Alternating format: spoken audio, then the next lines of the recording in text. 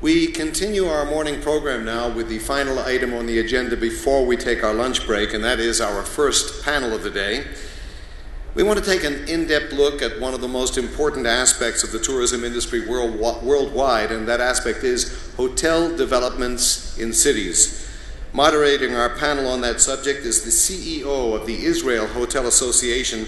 Please welcome Shmuel Tzuriel.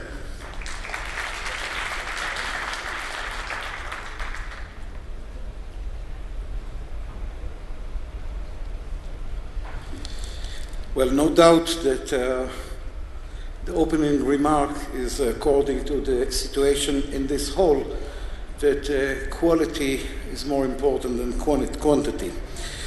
We will start by inviting a very distinguished panel that are eager to share with all of you some of their experience and knowledge regarding the issue, which I don't believe that the headline here does represent. We should call it tourism and the big city.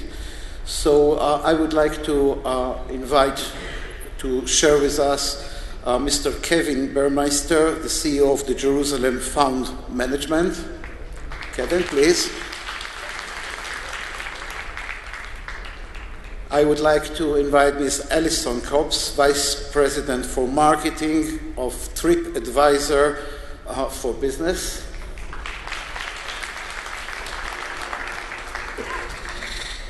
I would like to invite Mr. David Fattal, the founder of the Fattal Hotel Management.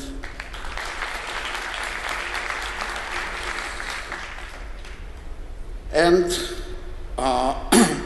I would like to invite the one who already shared with us some of his thoughts, Mr. Michael Leven, President, Las Vegas Sands Corporation, please.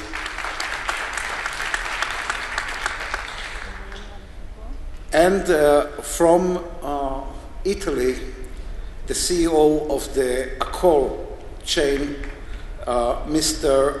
Renzo, please. Thank you, ladies and gentlemen, for joining us here. We will start with a very, very simple question due to the fact that we are dealing with tourism and the big city. And the oldest saying that we already know, we used to say location, location, location, location. Is it true? A very quick answer from all of you, please. I think it is true, but it depends on the type of tourism that one is developing and the nature of the hotel. Obviously, there's various categories of tourism, and so in each category, location is absolutely critical. Thank you. Alison, please. Is this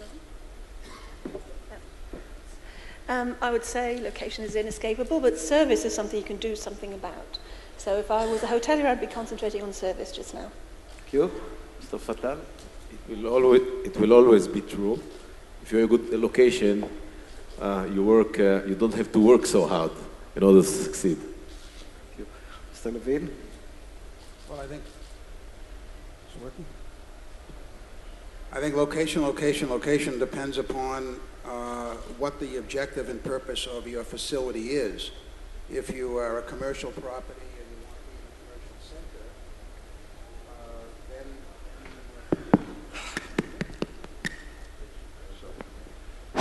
if you're a commercial property, you want to be in the commercial center close to business for business travelers to get there. If you're in a leisure situation, you don't necessarily have to be in the center because you can get to the various locations. The other situation is, depending if you're a resort, there are a variety of locations. There are location may not be quite as important as it might be in a commercial city. Thank you.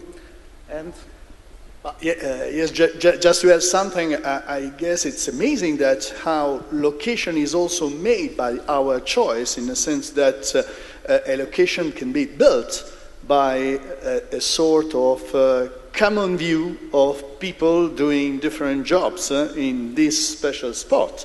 And this makes allocation. If we take the example of what happens in some area, for instance, in New York, what the Standards Hotel or Soho have done in order to change completely and make allocation of something that wasn't before. And also one very huge problem that we have to face is how quite fast the attractive allocation can change in terms of new infrastructure that come through, and how it's difficult in our job to be in a situation that this good location will be also that in the future. Thank you. I would like to direct a question to the hoteliers. And first of all, Mr. Bermeister, welcome to the family, because just recently you became a Jerusalem hotelier.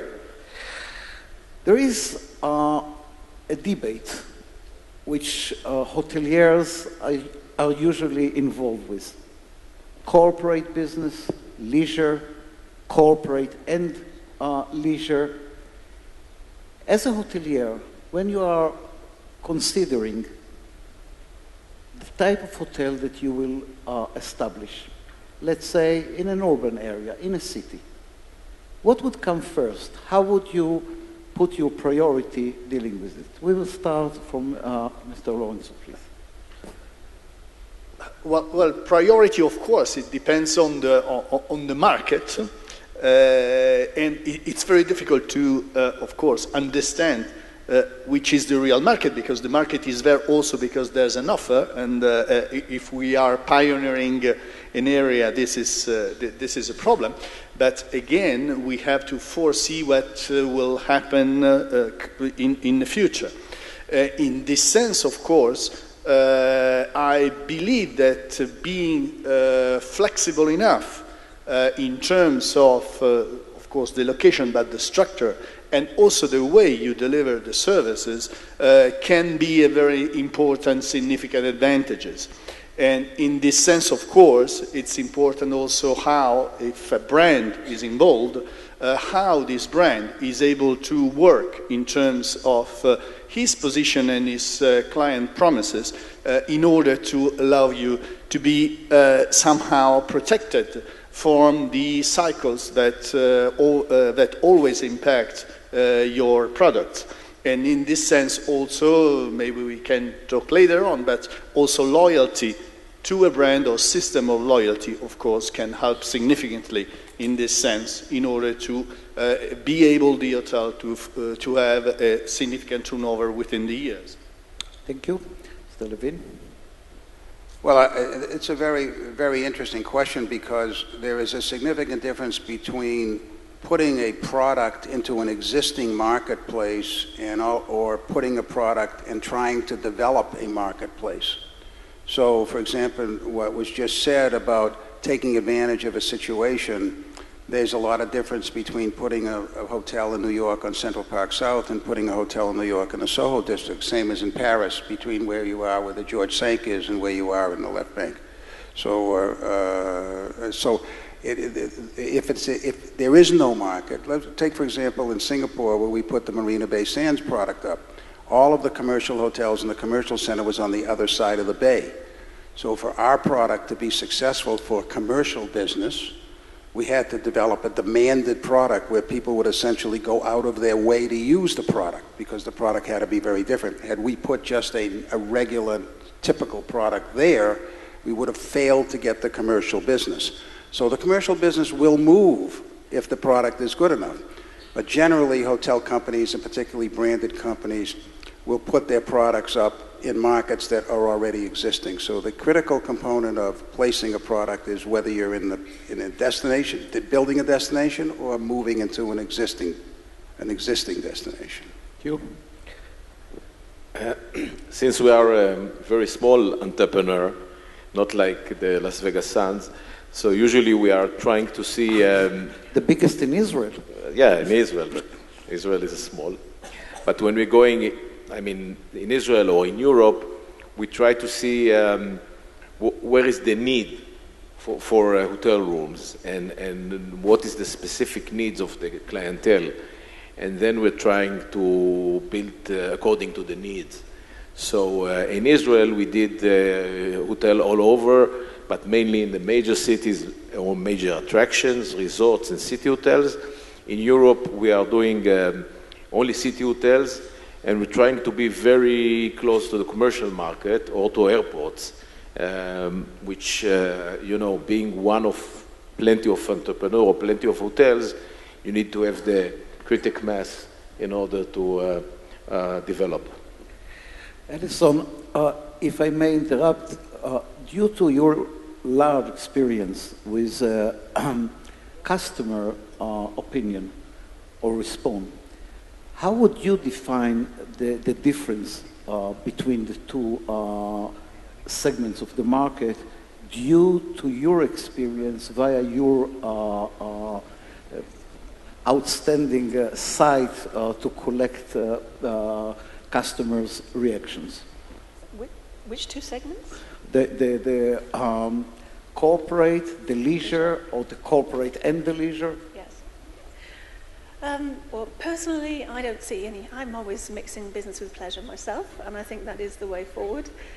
You're dealing with individuals all of the time, and increasingly we find that both audiences won't tolerate not having free Wi-Fi, for example, which I guess you would associate with business traffic, but families are traveling with 5 or 6 online devices now, so I think they're increasingly similar.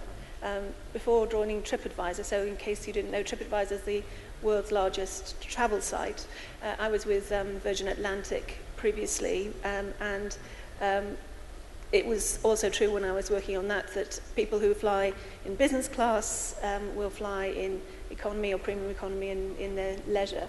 So I don't see such a difference. I mean, the location will be potentially different for them, but I have not yet once been on a business trip that I didn't also have fun. So I would treat them very similarly, to be fair. Kevin, I understood that you wanted to share with us a short presentation. Yes, that'd be great. Is it on? While we're waiting, you know, I spent 3 years researching the market here in Jerusalem. I see it up on the slide here, but maybe not on the screen. Oh, there we go. Okay, so the 5800 project, which is a stand outside, you're welcome to go and learn a little bit about our research over the past 3 years, really looked at all the inbound tourism, the demand, the inherent demand for travel to Jerusalem. But I really wanted to tell a story for 2 seconds about the real story over here. Next slide. What's really occurring is that in the period up until 2000, the decade from 1990 to 2000, we had tourist arrivals of 118% growth in that period. And so there's a reason why we had such great growth during that period.